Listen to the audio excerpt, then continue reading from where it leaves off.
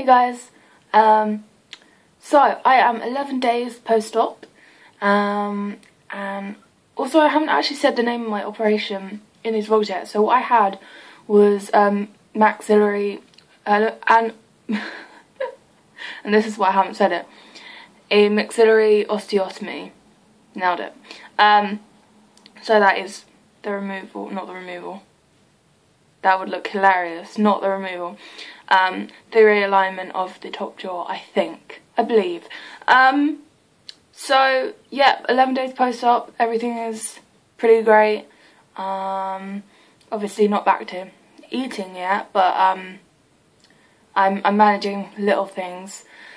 So I'm as back to normal as I can be.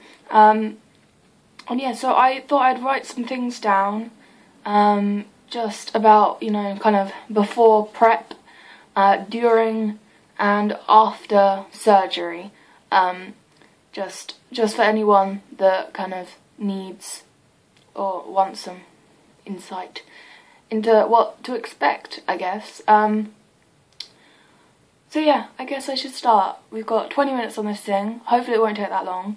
But I like to talk, so maybe. So here I'm going to begin with the things, obviously pre-op. So I'm going to start with what you should take. So obviously you should take the necessities, but kind of along with that, take a whiteboard. A whiteboard is really super important because afterwards, at least for me, I found it incredibly difficult to communicate anything verbally. And so I didn't, and I used my whiteboard most of the time. I took it kind of presuming that would be the case, and it was, so kind of, yeah, very glad I did take it. It was just a little tiny one, about this big, and it had a little pen attached to the side of it, and it was cute. And yeah, so take something you can write on, even if it's not a whiteboard, even if it's just a notebook. But I think that whiteboard was like £1 from Asda, so you won't break the bank. Tissues is really important. Last time round I was given tissues by the hospital. This time round I wasn't, so you're gonna need them either way, so I would take some. I had a box of tissues that my mum bought, and because we didn't bring them from home, we thought we were gonna get them there. She had to use the Marks and Spencer's that was in the hospital, and so I think it was £3 for the box of tissues. It might have even been more expensive than that. It was ridiculously priced, obviously, because it was in hospital. So instead of that, you know, get a cheaper box when you can from elsewhere. Cotton buds. I, again, did take these with me. And I didn't even think of them until afterwards. Unfortunately, you are almost guaranteed, or you are guaranteed to have quite a bad nosebleed or several nosebleeds with a maxillary osteotomy or any sort of jaw operation. And so it's important to, you know, keep care of it and keep your face clean. And tissues are all very well and good, but I'm going to be very explicit and gross right now, so, you know, skip this bit if you don't want to hear it. The bleeding, the blood does crust up, and it does kind of get in the way of your breathing, which is definitely something I found. And I had to be super gross and get it out, you know, using what I had. Like, with this poor elderly woman sat across from me, who was probably thinking that I was just going at it, just digging away. Wasn't, just trying to breathe, because I couldn't open my mouth, so I couldn't breathe through my mouth. I had no other way of doing it, and I just wish that I'd had cotton buds, because that would have taken care of it. Another thing is chargers, just because, you know, a few hours post-op you're able to go on your phone, look at all the sympathy you have, boost your ego a little bit. So it's important to bring chargers. I brought 2 portable chargers, these things, which I which I shouldn't have gotten from Primark. They're rubbish, so don't use them. I think it was £6 each or something. Yeah, so then they weren't very good, but what I didn't realise thought someone knocked then. There's a USB, I'm going to do this because this is comfy. There's a USB port in the, you know, the little TV things you can like swing around for your bed. Obviously I'm just speaking kind of NHS hospitals here, but I'm going to guess in majority of hospitals there are TVs. And there's a little USB port that you can use and plug in your charger, which I didn't realise. But that would have been a lot easier. Earplugs. Either earplugs or like just normal earphones.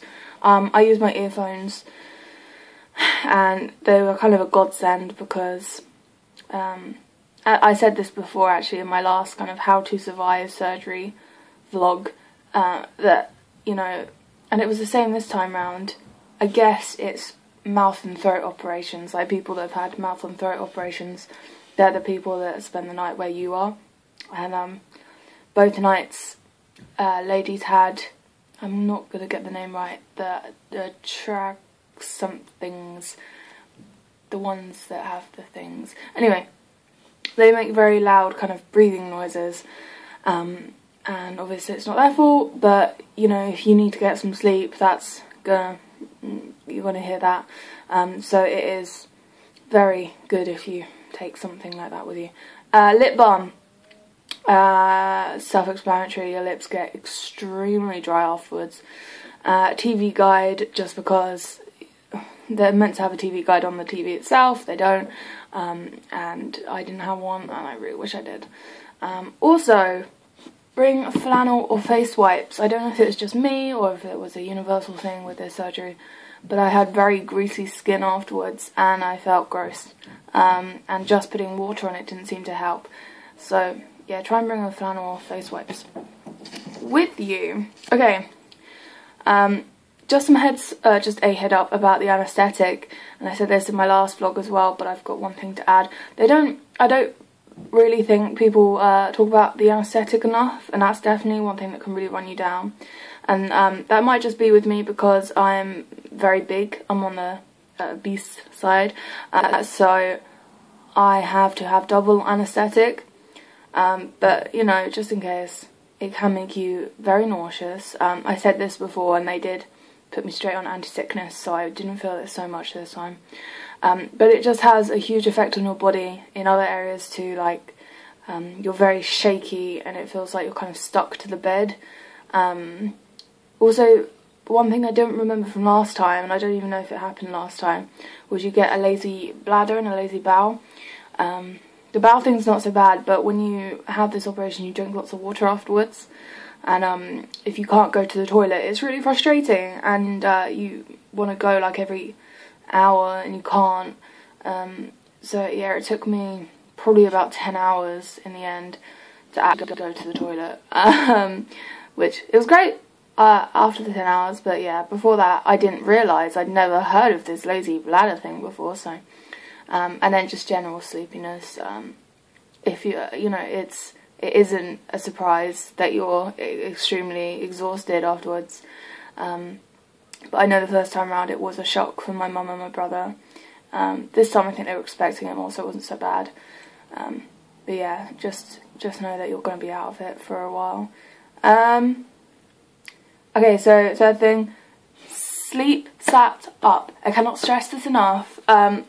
You're meant to regardless, but I don't really think the nurses sometimes check on that, and maybe sometimes if you decide, oh, I'm just going to sleep on my back, you know, I don't think often they're going to stop you. But please sleep on your back.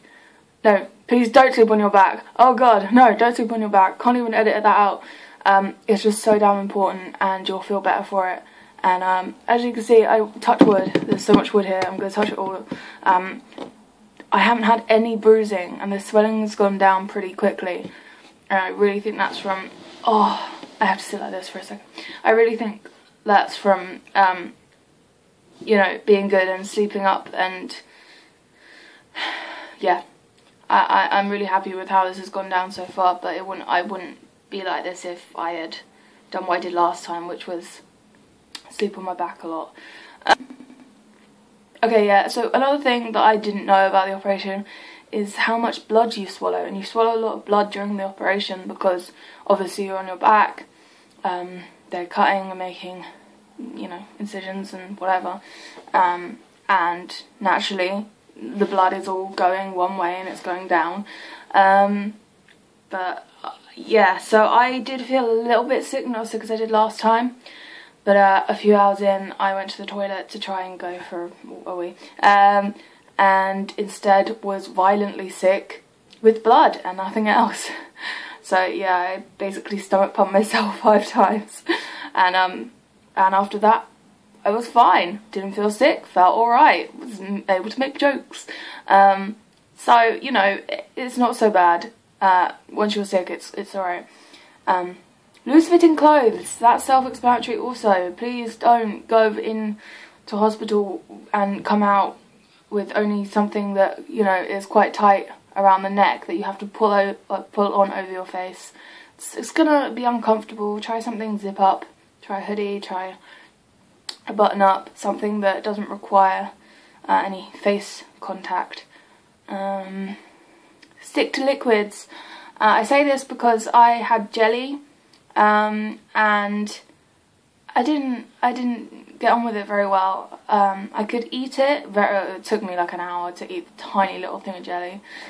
So I could eat it, but in the end I kind of had issues with mucus, and when I went to, again explicit, I'm sorry, this is surgery, when I went to kind of spit, get rid of it, it was red. It was the jelly that had caused most of what was happening. So if that's one thing, you know, avoid any sort of jelly or solid. Just try and stick to juices and stuff. Also, please ask to speak with a dietitian if that isn't already on the cards, because I didn't, and for the first few days I was on like 200 calories or less, just drinking squash and juice and water and not eating or digesting anything else. It's really important that you get 2,000 calories a day is what they suggest. Try and move back. Is what they suggest, and I didn't get any of that because I was on water. Like, you don't get a lot of calories from just water. So speak to a dietitian, see what they suggest, see what they think, you know, what day they think you'll be back on sort of good foods or whatever. And yeah, okay, gotta be quick. So that was before. This is sort of before and during, should I say. This is afterwards, so this is for the first few days, I would say for the first 5 or 6 days. Drink only liquids and through a syringe. I had a couple syringes, I had to ask for them. So if you have to ask for them, don't feel kind of silly doing that. They kind of expect it, I guess.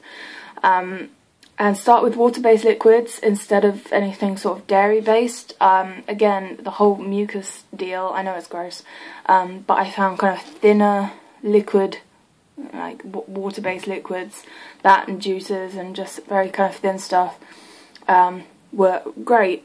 Pineapple juice is sort of thicker, I guess, like the pulpier, sort of that orange juice, that sort of juice, I don't think I got on with very well. But apple juice, I don't know, kind of like berry sort of juices, I don't know, that sort of thing was great, but yeah, nothing kind of thicker than that for the first few days. But then try and progress to milk-based things, because milk's really good for the bones, etc. And I didn't discover protein shakes till day 6, but protein shakes are really good. They're like refreshing because it's something sweet and kind of chocolatey or vanilla-y or whatever flavour you choose. And they don't taste bad, they taste like cake, like the chocolate one tastes like chocolate cake. And it was such a break from kind of water, and obviously it has lots of calories in as well, so you're getting your calories. Use pain meds whenever possible. I know that I, like every 4 hours, whether I was sleeping or not, I would be awake and having codeine or paracetamol. I was given 3 lots of different kind of pain meds. I basically stuck to paracetamol and codeine for most of it, and it was much better, because I know when you swallow, your tongue hits like the roof of your mouth and it kills. So I'm trying to go quickly because we've got like 6 minutes left. My lips by day 2 were like just one thick layer of skin on both the top and the bottom, and it was horrible. It was one of the things that really got me down. And something I found was a sugar and honey ratio. I don't know the ratio, you can Google it, but sugar and honey, you rub it on your lips and just leave it for as long as you can bear before kind of scrubbing it off with a toothbrush. And I've still got some dry skin actually, but it's not nearly as bad as it was. And then scrubbing that off with a toothbrush is a really, really good idea. Also, on the kind of thought thing of toothbrushes, I only use a children's toothbrush or a child toothbrush for the first few days to get at your teeth, and really try, even if it's just the front ones for the first few days, any sort of cleaning is good, along with the mouthwash you should have as well. Breathe right strips, so the little strips that you put across the nose to open the airways, one of my favourite things, and I definitely suggest that if you're a little stuffy or you can't breathe because of the blood, because that could still be there a few days afterwards. So yeah, try, this is a kind of pass, this is probably maybe day 5, 6, try and get, you know, as close to 2,000 calories a day as you can. I know it's kind of impossible at this point, but try kind of broths and soups. And one thing I really like is pot noodles, and the sauce at the end of pot noodles. I couldn't chew the noodles, but the sauce at the end, like, the best bit. If you just pop that in a cup, bingo, and it's a surprising amount. You can get a surprising amount from pot noodle. Spaghetti hoops, things like that. Things that you can crush, like, between the back of your teeth and your tongue, is good. Yeah, try kind of smoothies, milkshakes. Expect a down day. Can't stress this enough. After every kind of facial surgery, you should expect a down day, probably about day 3 to 5.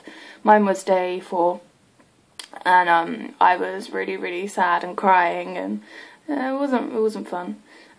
So expect that and be prepared for that. Go out and see friends, or have them come round and see you. I had mine round on day 5 or 6, and it was really, really lovely, and I missed them, and although it hurt to laugh, it was nice. I also have a slushie maker, which is great. I'll get onto that another time. Okay, that's going to be that for that video, because it's 17 minutes long, and I still have lots to go through. But yeah, so thanks for watching. I'll be back in a second, so catch that video. If there are any questions you have about what I've spoken about, please leave them in the comments. And yeah, cheers guys, have a good one, bye.